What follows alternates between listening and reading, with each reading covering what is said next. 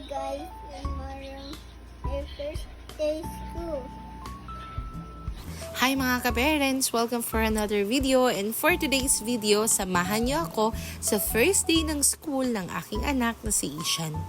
Nakakatuwang isipin na finally may estudyante na talaga ako and mag-aaral na siya ng daycare.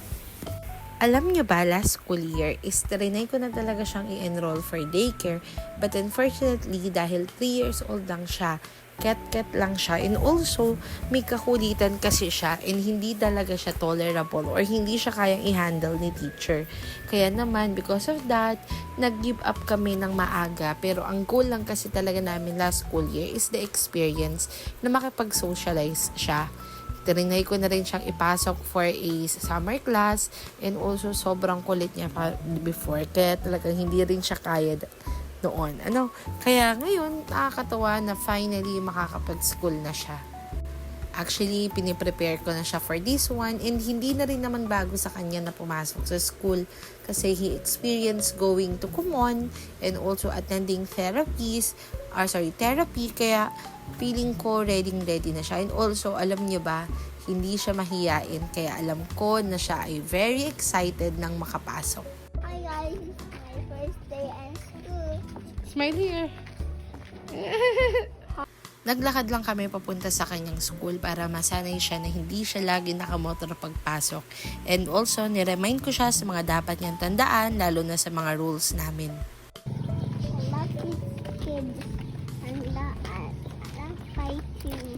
You will not fight with the kids, promise? Yeah. Okay. Thank you for that promise. I hope you can do it. No pushing, ha? No pushing, no picking of other kids. What else? Gaia. You won't gaya the teacher.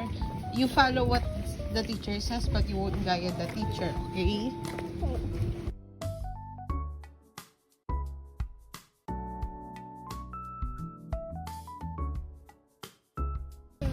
There. I'll go inside. Go inside.